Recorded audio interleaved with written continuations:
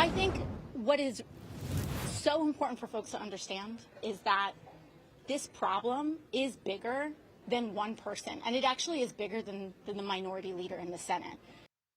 That Congresswoman Alexandria Ocasio-Cortez, and it reinforced what some other Democrats are thinking, that the shutdown vote highlights some fissures within the Democratic legislative bloc in the House and Senate.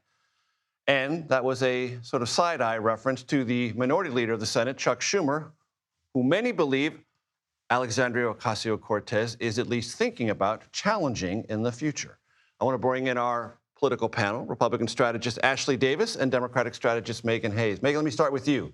What do you make of what AOC has to say and how she was always name-checked as the reason Schumer was being intransigent during the shutdown itself? I mean, I think that's a little bit short-sighted of what we're doing, but I also think her comments are a little short-sighted. The Democrats and the rest of Congress understood that Democrats lost leverage if the subsidies expired. So they needed to make a deal. And Republicans made it known, 15 times that they were not going to make a deal. So they got back pay for employees. They got the RIF people reinstated. They got SNAP benefits, funded for another year. And then they were guaranteed a vote. That is the best that they were going to do. But if you went any further, you were going to snarl traffic for Thanksgiving, and the goodwill was going to wear off for Democrats. So I do think it's a little short-sighted of AOC to be so bold in her statement, but I do understand that it's politics, and she's going to take political cover under it. Ashley, your interpretation of the way the Democrats approached the shutdown and how the shutdown ended, was it for you entirely predictable?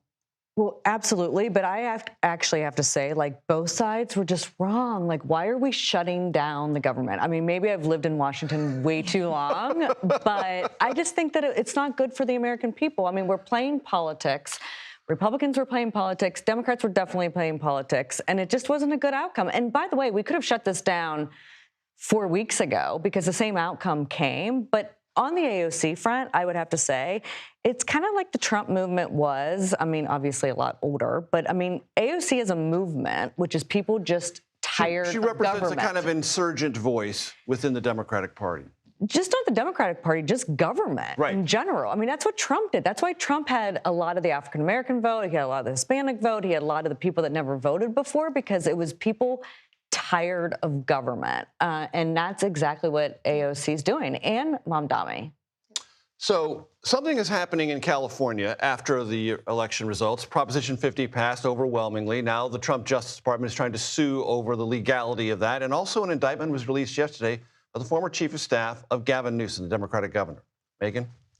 I mean, I think that people get infected. A lot of focus on Gavin Newsom. I just think that people get infected with power, and clearly she did something wrong, and this really has nothing to do with Gavin Newsom or anybody else. She stole money out of someone's campaign according to the indictment. According to the indictment, sorry, allegedly. And that is illegal, and she needs to pay the consequences. But it doesn't matter if she worked for Gavin Newsom or if she worked for Ashley Davis. She did something illegal, and she should be held, or being alleged she did something illegal. That's a consequence of having people that work for you, especially as a politician. But I mean, listen, do I like what Gavin Newsom stands for? No. But is it his fault? No. Right. And on this question of the legality of Proposition 50, Gavin Newsom and the Attorney General of California have said, bring it on. We know what we did. We know why we did it. We have every legal right to do it. Ashley, that's probably not going to go very far. No, it's not. But listen, I said this from the beginning, too, which is why we get along so well. I mean, I'm like, when we did this in Texas, this is what's happening. I mean, if you look at what's happening, redistricting in general, at Trump's behest in Texas. Absolutely, but let's be honest. It started in Illinois years ago. I mean, reinforced in North Carolina before Texas on the Republican side. Absolutely, and also let's talk about listen, this has been happening forever. I'm not going to go back tit for tat, but this is not.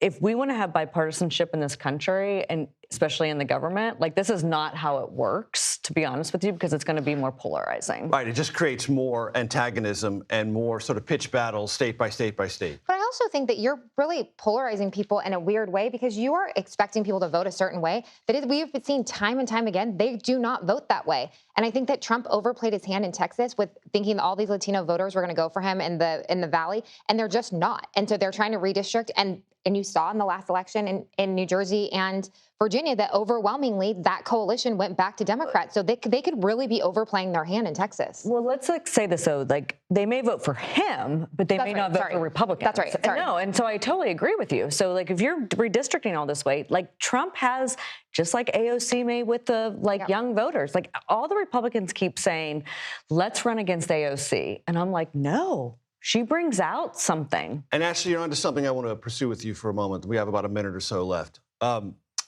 Republicans are talking about the post-Trump world. Mm-hmm. He's not going to be on the ballot. He is a driver of turnout. He has been in every single election. He's been at the top of the ballot. But this post-Trump world, what does it look like? Who leads it? What are your thoughts on that? I think it's way too early. I wonder if people are just tired of the Trump world in 2.5 years when, someone's running again. I mean, it does right now the front runners obviously are JD or whatever you want to say. Marco Rubio. Those are the two ones who sort of look at each other. Every time they're in the photo op together, they're staring at each other. I actually think Marco has a better chance than JD because if people are just tired of the Trump world, is that real? But JD's not Trump. Like, no one's Trump. No one can bring out the vote. That's right. I'm just tired of people asking who the Democratic leader is going to be, so we can definitely shift that over and keep asking. But people are going to be tired of the chaos, just like they were in 20, and that's how we ended up with Joe Biden and not Donald Trump again. So it'll be really interesting to see who takes the mantle. True. Ashley Davis and Meghan Hayes. Appreciate it. Thanks so much. Remember, the candy doesn't eat itself. I know. I'm looking at it.